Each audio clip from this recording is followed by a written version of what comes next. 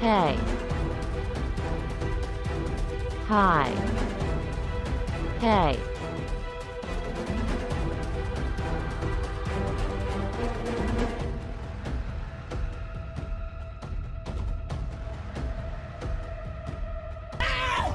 Why are you running? Why are you running?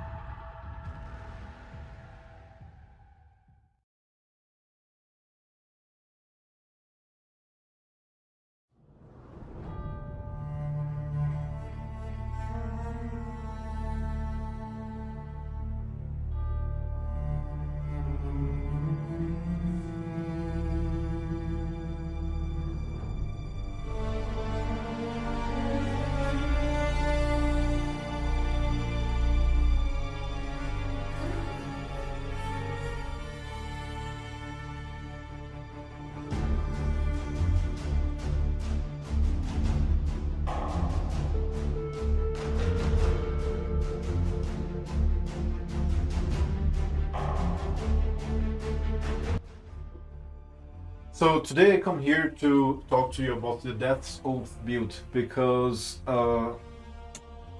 GGG introduced a new gem, a new support gem called Life Tap Support.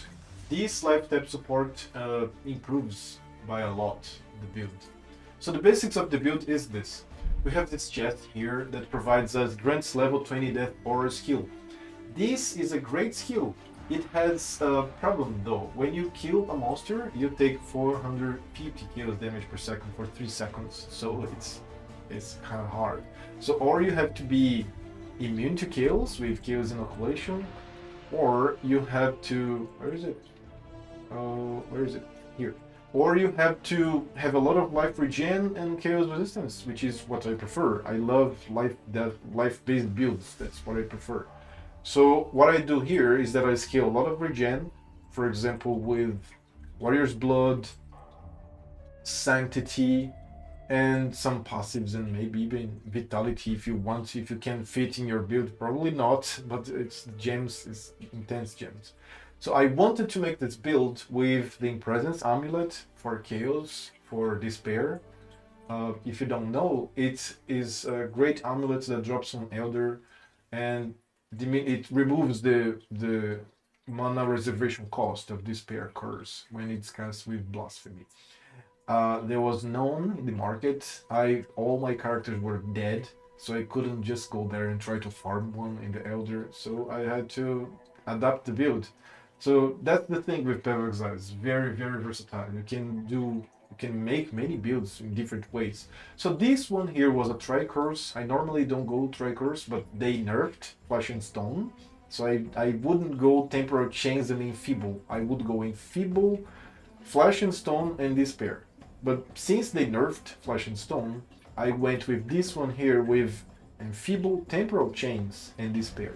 So for this, you have to have Malediction here, and the Whispers of Doom, and then you can use everything, like the 3 curses will work. For having the 3 curses, I had to have a lot of mana reservation, and for this I used the Heretic's Veil here that has Blasphemy in it and has 12% reduced reservation for curse kills.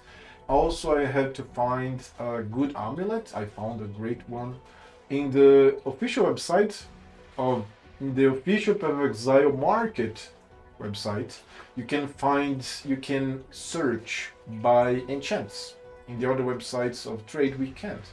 So this one here I searched for charisma because I wanted this node right here that is great for 8% reduced reservation. I already have this one here and these ones here that give me less reservation, and the Heretic's Veil, and 2 Enlightened supports. So what I didn't spend in presence of Despair, I spent on Enlightened supports because I am supporting Malevolence, Enfeeble, Temporal Chains, and Despair with this. So 2 Enlightens, 2 Malevolence, to the Tri-Curse, in Heretic's Veil that already has the Blasphemy with Enlighten, so your mana should do.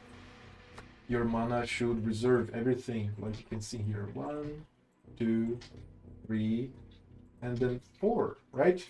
And then, so another trick is that because they introduced Life Tap, we don't need to put Arcane Surge here anymore. The other builds, always we needed to put Arcane Surge here so that we could have the duration tag, so that we could support it with the last duration. Now you just put the life tap here that has the duration tag, you can still support with last duration, and you have the life tap buff. So there is a trick to it. Life tap, both in my Blight setup and my Death's Oath setup, has to be max level.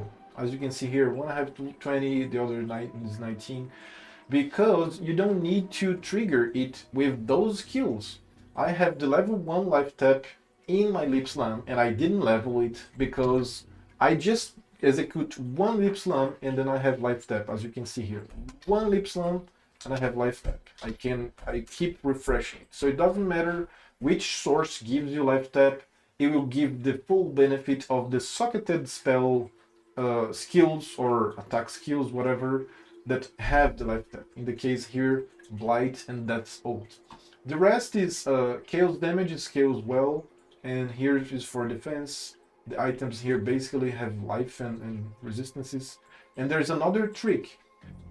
Death Aura from the Death's Oath scales with damage over time, chaos damage, and aura damage. So what you want to do is scale damage over time and chaos damage, because Blight here does not scale with aura damage or area damage, which Death's Oath scale. So you just invest in chaos damage and damage over time, right? So it gets.